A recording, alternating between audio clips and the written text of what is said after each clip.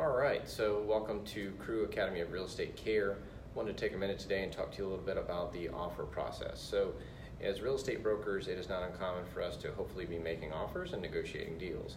So the question becomes, at what point do we have an accepted offer? So in the course of your schooling and through the pre-license process, I like to draw the wall, as I say. So anytime we have a buyer, let's put the buyer over here, who wants to perhaps make an offer to a seller, and we're going to put the seller over here, and each of them are probably going to have their respective agents. So let's say there's a buyer's agent here and a listing agent over here.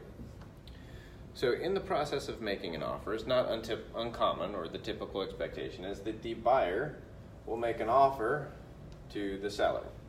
At that point, they are the offerer. Here is the offeree on the seller side.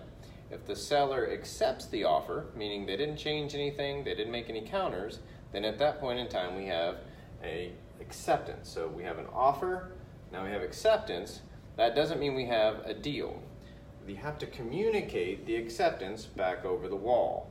Once we have an offer, acceptance, and communication that your offer has been accepted, at that point we have a contract. So the buyer, however, may make an offer that let's reset our arrows here.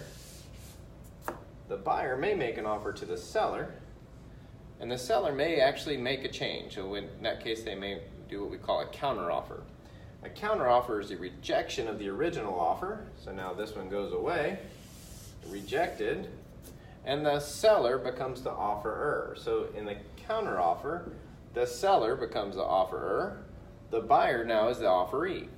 If the buyer accepts the counter with no changes, then they have to send the communication back across the wall to the seller or the seller's agents.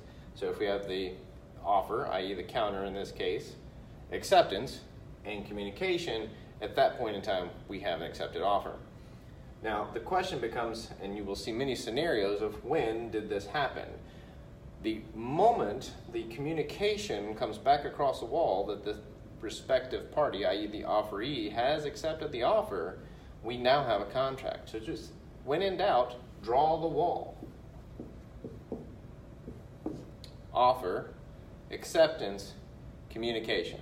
Now we have a contract.